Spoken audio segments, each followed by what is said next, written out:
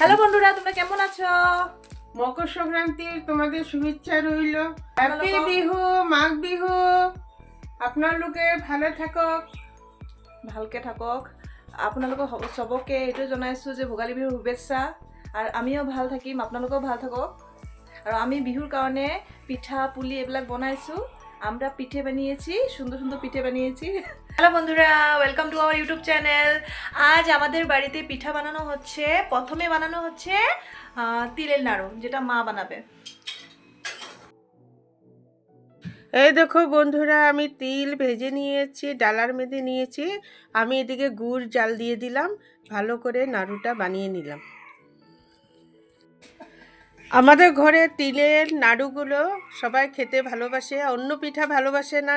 নাড়ুটা আমার করতে হয়, এক ডিবা করলেও এক সপ্তাহের মধ্যেই শেষ করে দেয় আমার ছেলে। এই দেখো নাড়ু বানাচ্ছি আমি আমার ছেলের বউ মিলে। এই দেখো পেরে গেছে এবার বানাতে। এই দেখো চুষি পিঠা বানানোর জন্য নারকেল কুড়িয়ে নিচ্ছি দুজনে মিলে।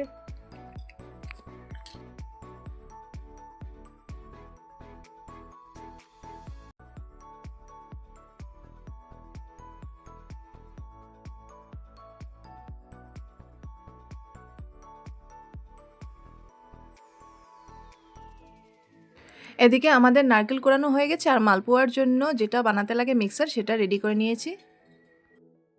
মালপোয়াটা আমরা খেজুর গুড় দিয়ে বানাচ্ছি।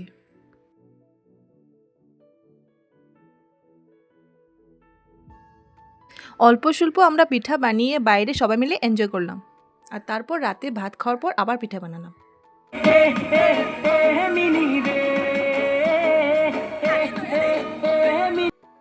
রাতে ভাত খেয়ে আমরা চষি পিঠা আর মালপোয়া কয়টা বানিয়ে নিলাম সকালে খাবার জন্য।